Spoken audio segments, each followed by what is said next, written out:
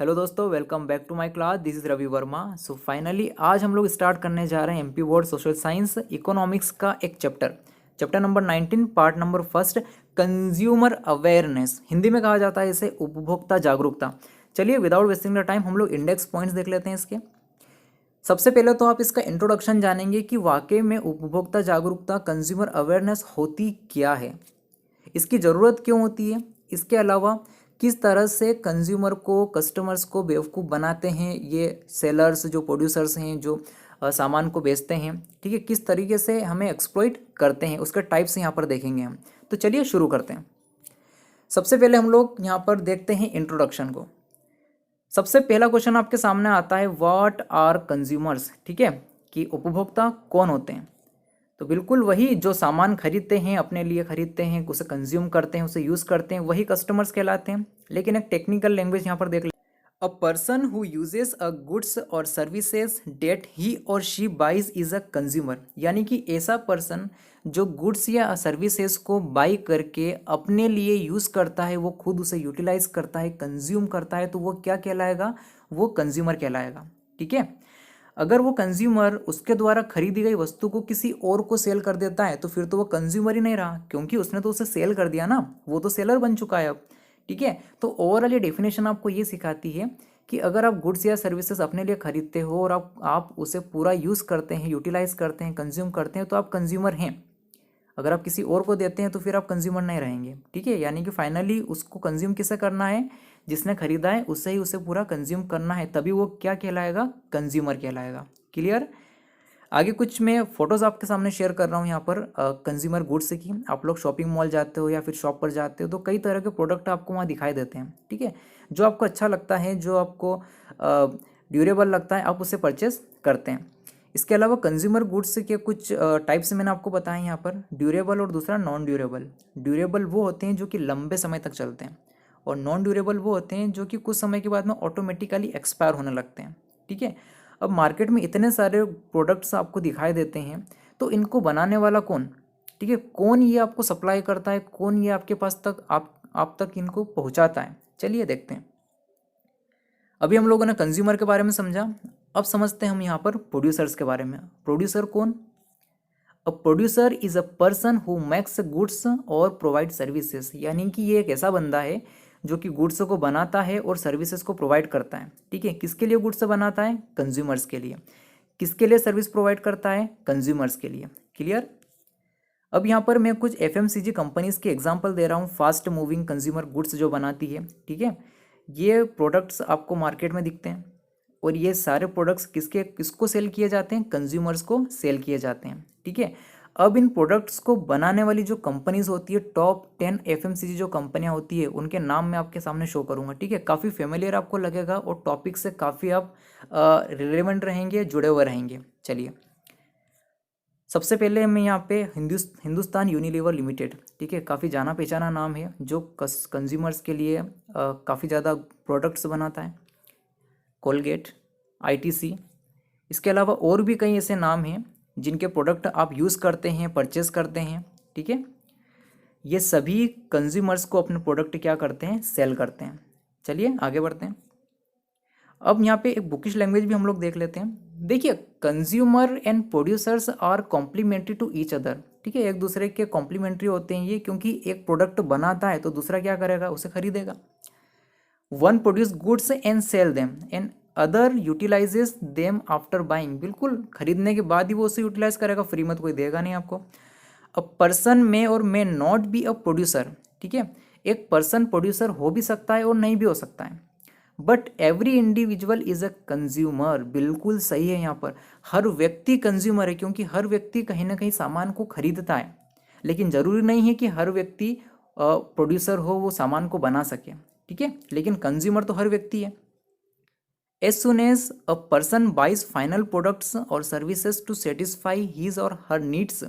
ठीक है, एक पर्सन जब सामान को खरीदता है, अपनी नीड्स को सेटिस्फाई करता है, ठीक है, तो वहाँ पर उस मोमेंट पर हीज और her sharing start in the market. उस वक्त उसकी शेयरिंग मार्केट में स्टार्ट हो जाती है। कहने का मतलब ये है कि जब आप मार्केट से कोई प्रोडक्ट खरीदते हैं, बाई करते हैं, तो उस समय आपका पार्टिसिपेशन मार्केट से हो जाता है। ठीक है, आप मार्केट से क्या हो जाते हैं, कनेक्ट हो जाते हैं। Thus a consumer is a person who buys commodity from market. इसलिए कंज्यूमर एक ऐसा व्यक्ति है जो कि कमोडिटीज़ को कहाँ से परचेस करता है, बाजार से, मार्केट से परचेस करता है। ठीक है, हम लोग भी मार्केट से सामान खरीदते हैं तो हम लोग मार्केट से क्या हो जाते हैं, कनेक्ट हो जाते हैं, हमारी शेयरिंग मार्केट में स्टार्ट हो जाती है और हम क्या बन जाते हैं, कंज्यूमर बन जाते हैं।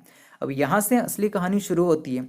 हो सकता है हमने जो प्रोडक्ट खरीदा हो गलती से बाई डिफेक्टिव प्रोडक्ट लिया हो, या फिर सामने वाले ने हमें गलत प्रोडक्ट पकड़ा दिया हो। ठीक है, हो सकता है उसने एक्सप्लॉइट किया हो, कुछ भी हो सकता है। इसलिए यहाँ पर अवेयरनेस की ज़रूरत काफ़ी ज़्यादा होती है।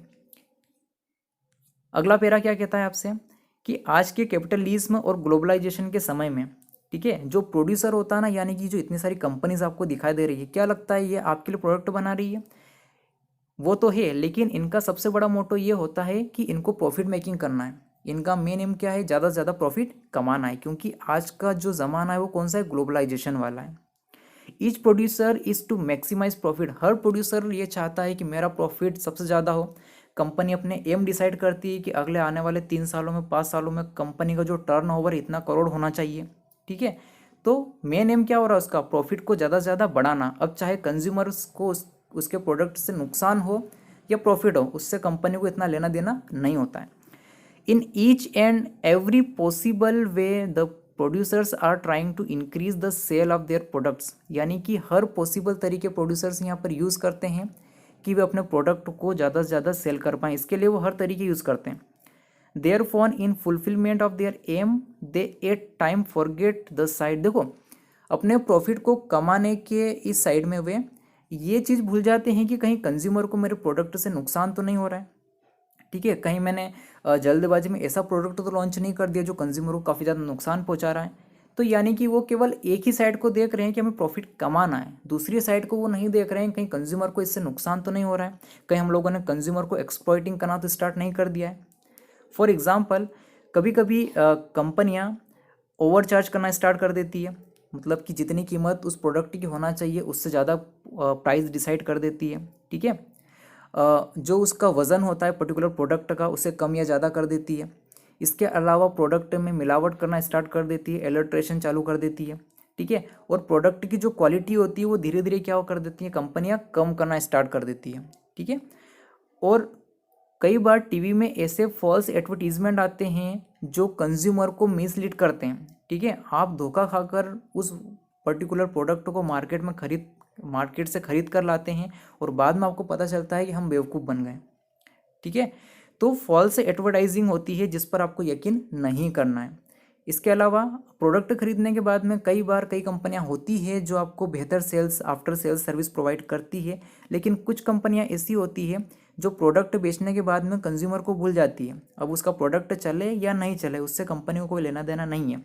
और कई कंपनियां ऐसी होती है जो आपको आफ्टर सेल्स सर्विस प्रोवाइड करती तो है, लेकिन वो उतने बेहतर तरीके से आपको रिस्पॉन्स नहीं करती है। ठीक है, आप लोगों ने प्रैक्टिकल लाइफ में ज़रूर देखा होगा। Thus in order to save himself, यानी कि यहाँ पर कंज्यूमर को अपने आप को बचाने के लिए, ताकि वो किसी भी प्रोड्यूसर या सेलर से चीट ना हो, तो उसके लिए ज़रूरी है कि कंज्यूमर अवेयर रहे, जागरूक रहे। ठीक है, तो यहाँ पर एक डेफिनेशन है, दस कंज्यूमर अवेयरनेस मीन्स। तो कंज्यूमर अवेयरनेस का मतलब क्या हुआ, creating awareness of a consumer towards, यानी कि कंज्यूमर के अंदर अवेयरनेस को, जागरूकता को जगाना। ठीक है, टूवर्ड्स यानी कि उसके अधिकारों और उसकी ड्यूटीज़ के लिए, यानी कि उसके राइट्स और ड्यूटीज़ के प्रति। ठीक है, उसको जगाना कि भैया आप ये सामान खरीद रहे हो, अगर कल से आपको इससे कोई नुकसान हो जाता है तो आपके पास में क्या अधिकार हैं इसके लिए। ठीक है, आप कंज्यूमर फोरम में जा सकते हैं, नहीं जा सकते हैं, आपकी क्या क्या ड्यूटीज़ है इसके रिगार्ड्स। तो इन सारी चीज़ों के लिए उसे अवेयर करना, that is called consumer awareness. तो यहाँ पर हमारा इंट्रोडक्शन खत्म होता है। हम लोगों ने इस पूरे इंट्रोडक्शन में एक कंक्लूजन निकाला कंज्यूमर अवेयरनेस के बारे में, ये क्या होता है। ठीक है, इसकी डेफिनेशन आपके सामने है, आराम से इसे रीड करिए। हम लोग आगे बढ़ते हैं। अब यहाँ पर शुरू होता है नीड फॉर कंज्यूमर अवेयरनेस। ठीक है, कंज्यूमर अवेयरनेस की ज़रूरत क्यों होती है। वैसे तो इंट्रोडक्शन में काफ़ी कुछ क्लियर हो जाता है क्यों ज़रूरत होती है, लेकिन फिर भी हमें यहाँ पे पॉइंट्स देखना होंगे। ठीक है, तो सबसे पहला पॉइंट आपके सामने यहाँ पर आता है, टू अचीव मैक्सिमम सेटिस्फेक्शन। देखिए आज के समय में हर इंडिविजुअल की जो इनकम है काफ़ी लिमिटेड है, और हर इंडिविजुअल ये चाहता है कि लिमिटेड इनकम में उसको ज़्यादा से ज़्यादा क्या मिले, सेटिस्फेक्शन मिले। वो जो भी गुड्स या सर्विसेज अपने लिए लेता है, खरीदता है, ठीक है, तो उसको उससे पूरा सेटिस्फेक्शन मिलना चाहिए, और वो गुड्स और सर्विसेज उसकी इनकम के अकॉर्डिंग ही होना चाहिए। He gets full satisfaction only by good behaviour of trader and producer. वो अब मतलब कि उसे ऐसा लगता है कि जो ट्रेडर है, जो प्रोड्यूसर है, ठीक है, वो जितनी इनकम कर रहा है उसी इनकम के अंदर अंदर वो उसे गुड्स या सर्विसेज प्रोवाइड करेंगे, जिससे उसे क्या मिलेगा, फुल सेटिस्फेक्शन मिलेगा। इसीलिए यहाँ पर ये ज़रूरी है कि वो consumer he should get the goods, मतलब कि उसे ऐसा गुड्स लेना चाहिए विच आर मेजर्ड अप्रोप्रिएटली, जो बिल्कुल सही तरीके से मेज़र किया गया हो। ऐसा नहीं है कि कंज्यूमर के साथ में धोखा किया गया है, ठीक है। यहाँ पर कंज्यूमर ने पूरा चेक कर लिया है कि हाँ, जो प्रोडक्ट मैंने ख़रीदा है वो सही अमाउंट में, सही क्वांटिटी और क्वालिटी में मैंने लिया है। इसके अलावा he should not be cheated in any way, और यहाँ पर उसको किसी भी तरीके से चीट नहीं किया जाना चाहिए। लेकिन ये सारी चीज़ें तो हम लोगों ने यहाँ पे देख ली, तो एक तरीके से ये एस्टिमेटेड बात हो रही है, ठीक है। ये तभी पॉसिबल है जब वो पूरा अवेयर रहेगा। वो कंज्यूमर अगर पूरा अवेयर है तो वो अपनी लिमिटेड इनकम में मैक्सिमम सेटिस्फेक्शन ले लेगा। क्लियर? तो पहला पॉइंट यहाँ पे क्लियर होता है। अब हम लोग बढ़ते हैं सेकंड पॉइंट की तरफ, protection against exploitation of producers. कई बार क्या होता है, जो बेचने वाले होते हैं, जो सेलर्स होते हैं, जो प्रोड्यूसर्स होते हैं, वो कंज्यूमर को एक्सप्लॉयट करते हैं, उसका शोषण करते हैं। तो इसके लिए क्या प्रोटेक्शन यूज़ की जा सकती है? Producers and sellers exploit the consumer in many ways. कई तरीके से कस्टमर को बेवकूफ़ बनाया जाता है, ठीक है। जो वज़न वाले जो वेट मेजर्स होते हैं ना, उनको हल्का कर दिया जाता है।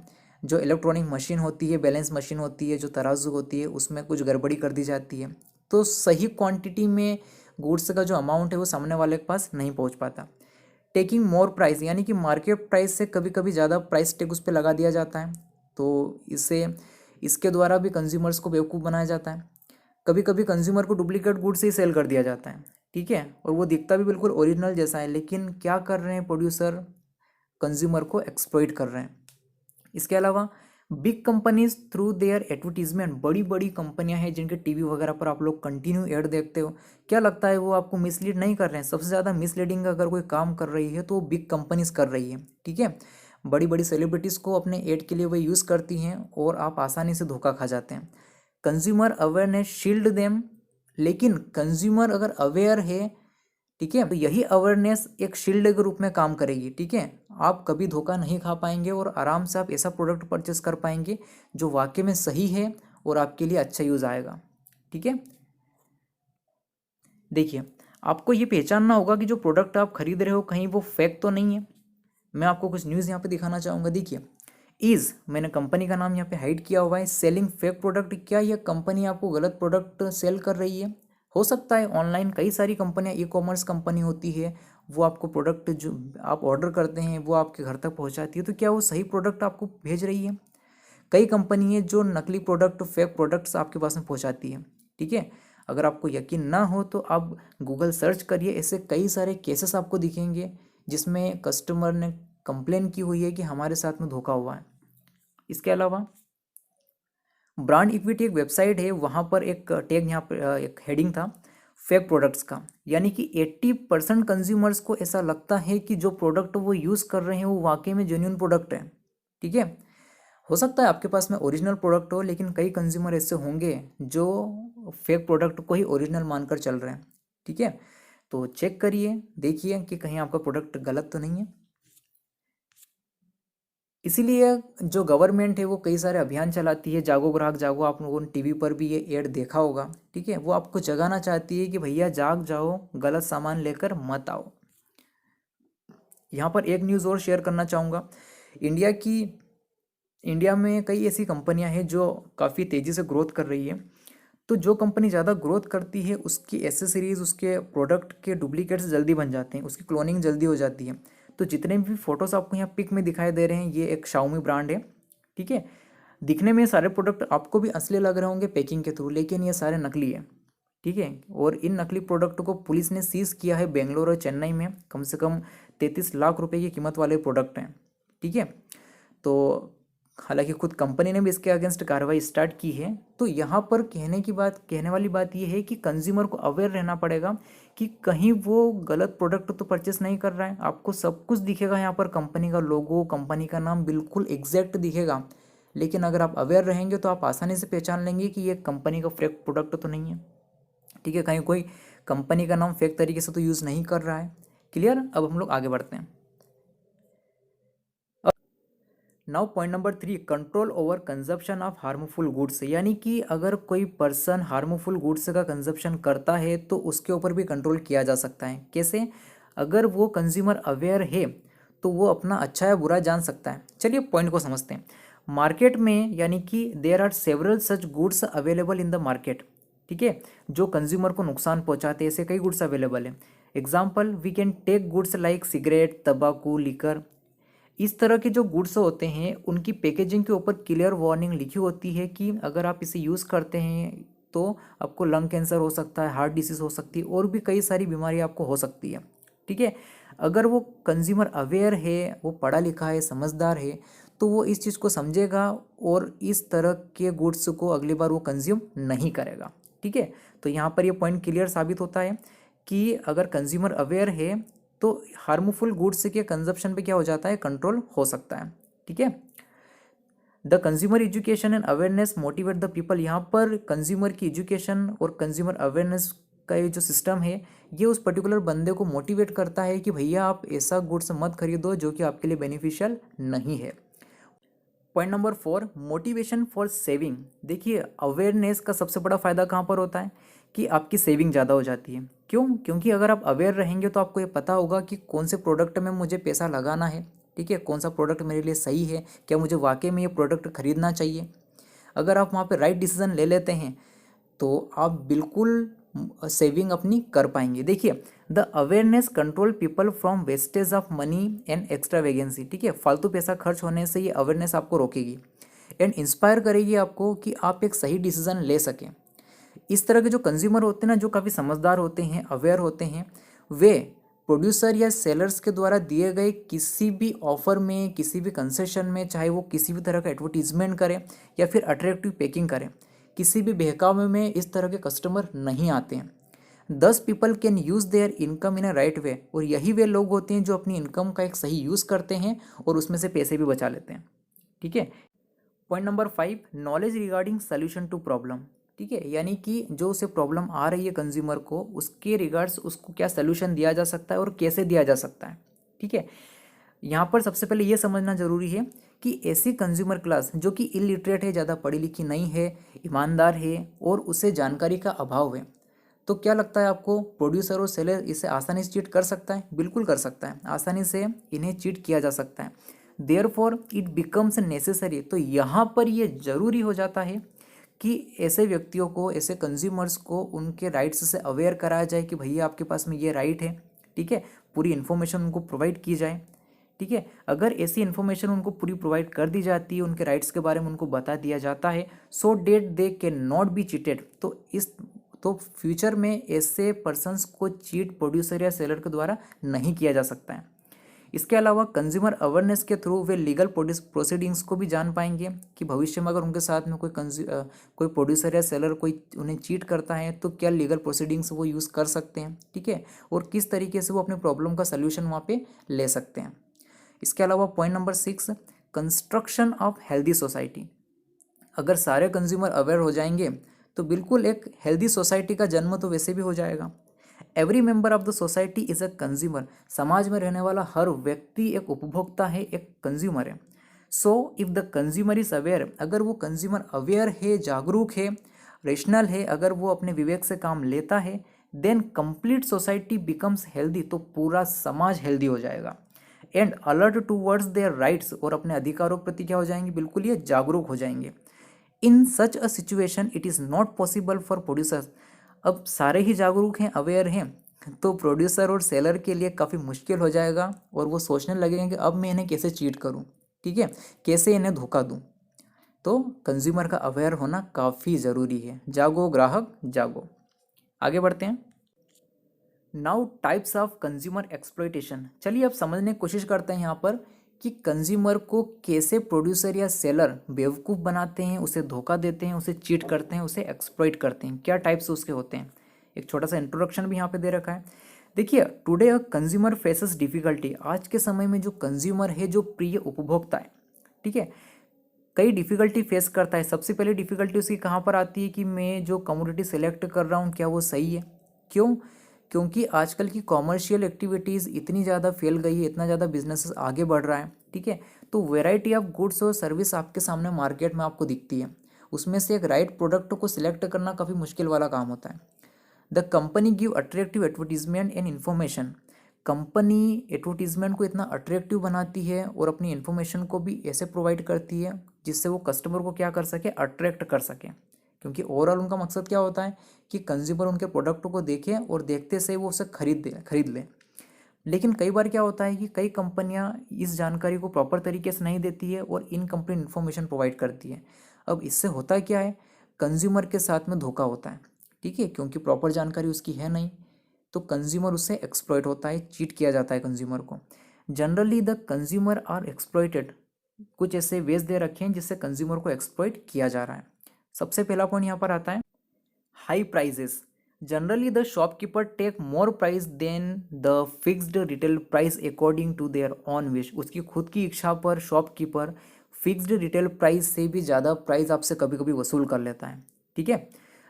You might also have experience that we buy a cost. आपको वहाँ पर यकीन हो जाता है कि हम लोगों ने काफ़ी महंगी कमोडिटी को खरीद लिया है, ठीक है।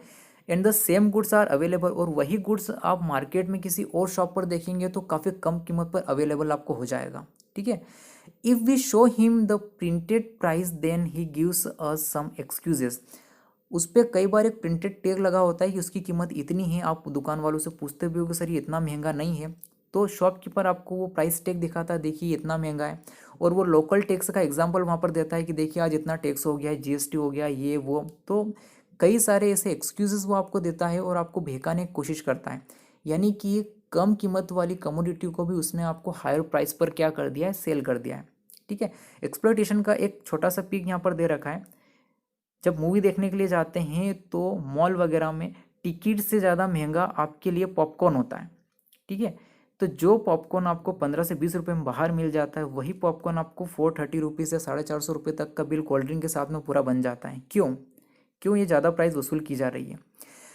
Point number inferior quality. यानी कि कभी कभी क्या होता है कि जो गुड्स आप खरीदते हैं उसकी क्वालिटी कुछ और ही होती है। हो सकता है कि सेलर ने आपको एक्सपायरी डेट वाला प्रोडक्ट सेल कर दिया हो, ठीक है, जो मेडिसिन आपने खरीदी है उसकी डेट एक्सपायर हो गई हो और वो आपके पास में है।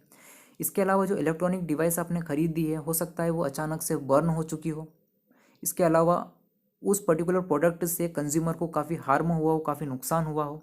तो इस तरह से कंज्यूमर को चीट किया जाता है और एक्सप्लॉइट किया जाता है, ठीक है।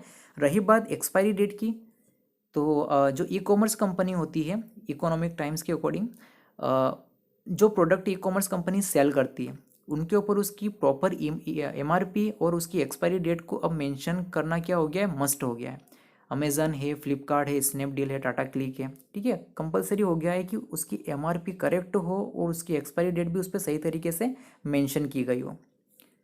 इसके अलावा ये मेडिसिन का एक एग्जांपल मैंने यहाँ पर दिया है। पूरी करेक्ट डेट चेक करके ही आपको प्रोडक्ट क्या है खरीदना है, ठीक है, ताकि सामने वाला आपको एक्सप्लॉइट ना कर सके। इसके अलावा एडल्ट्रेशन की बात करते हैं। एडल्ट्रेशन मतलब ये होता है कि मिलावट करना, ठीक है, प्योरिटी के साथ में छेड़छाड़ करना। देखिए, एडल्ट्रेशन मीन्स क्या होता है, mixing of some cheaper material in a quality commodity. यानी कि एक प्योर क्वालिटी कमोडिटी जो होती है उसके अंदर चीपर मटेरियल को मिक्स करना, ठीक है, मिलावट मिलावट क्या कहा जाता है, इसे एडल्ट्रेशन कहा जाता है। This causes harm to health of consumer. ये कंज्यूमर की हेल्थ पर क्या करती है, काफ़ी ज़्यादा नुकसान पहुंचाती है। वाइट स्टोन, कभी कभी क्या होता है कि जो वाइट स्टोन होते हैं छोटे छोटे, उनको चावल के साथ मिक्स कर दिया जाता है। इसके अलावा जो स्पाइसेस होते हैं, मसाले होते हैं, उनमें कलरिंग कर दी जाती है, जो आर्टिफिशियल कलर होते हैं उनके अंदर मिक्स कर दिए जाते हैं। इसके अलावा जो केसरी इन तुअर पल्स, ठीक है, जो केसरी दाल होती है उसको तुअर की दाल में मिक्स कर दिया जाता है। इसके अलावा और भी कई ऐसे एग्जाम्पल्स हैं, घी और ऑयल के साथ में भी कई सारा एडल्ट्रेशन होता है वहाँ पर, ठीक है। ये सारी चीज़ें क्यों की जाती है? क्योंकि प्रोड्यूसर ज़्यादा से ज़्यादा प्रॉफिट लेना चाहता है। यहाँ पिक्चर में देखिए आप, पपीता के बीज को काली मिर्च के बीज में भी अगर मिक्स कर दिया जाए तो भी आसानी से नहीं पहचाना जा सकता है, ठीक है, जब तक कि बारीकी से उसे ना देखा जा सके। इसके अलावा यहाँ पर देखिए, ये जो आर्टिफिशियल कलर्स होते हैं, ठीक है, उनको भी स्पाइसेस में मिक्स कर दिया जाता है। केसरी दाल को तुअर दाल में मिक्स करके एडल्ट्रेशन किया जा रहा है, मिलावट की जा रही है, ठीक है। तो ये कंज्यूमर का एक्सप्लॉयटेशन नहीं है तो और क्या है? कंज्यूमर के साथ एक बहुत बड़ा धोखा है।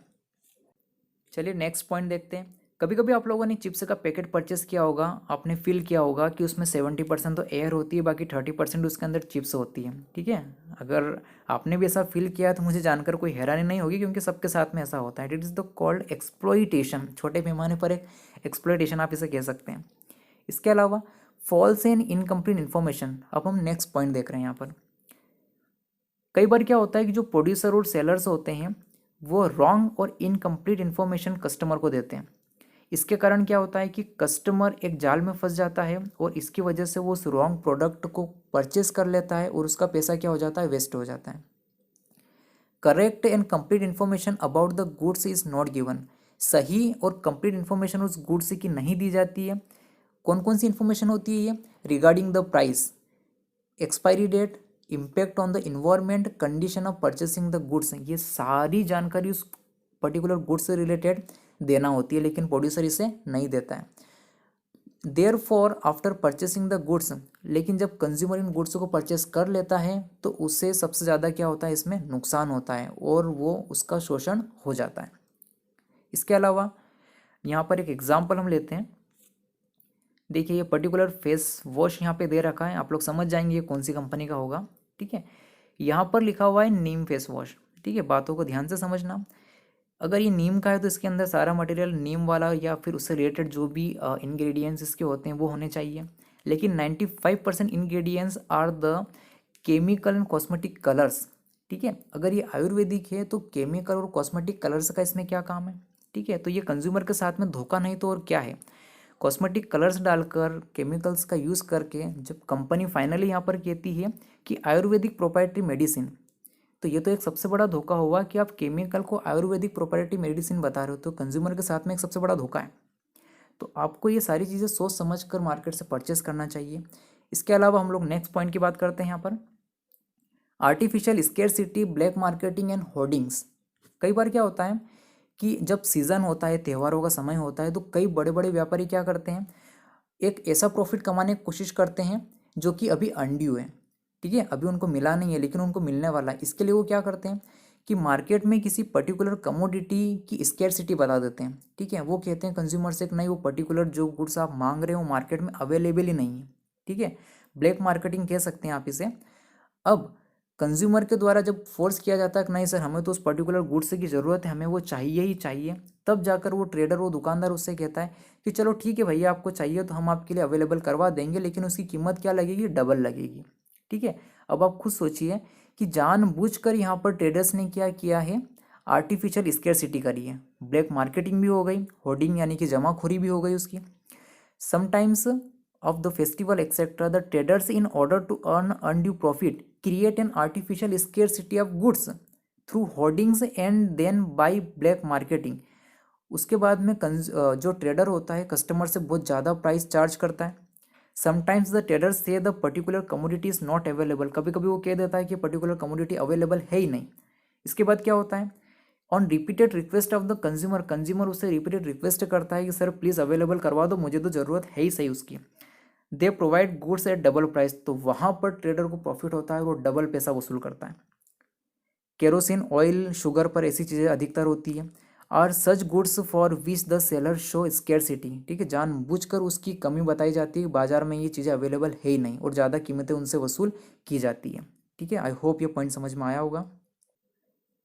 Now wrong measurement. देखिए कभी कभी सेलर क्या करते हैं कि जो नापने के जो पैमाने होते हैं, ठीक है, जैसे कि जो बैलेंस मशीन होती है और जो तराजू होती है और उन पे रखने वाले जो वेट मेज़र होते हैं, जो बाट कहते हैं जिसे, उसमें काफ़ी गड़बड़ी की जाती है, ठीक है। उसमें बीच में होल कर दिए जाते हैं जिससे वो हल्का हो जाता है।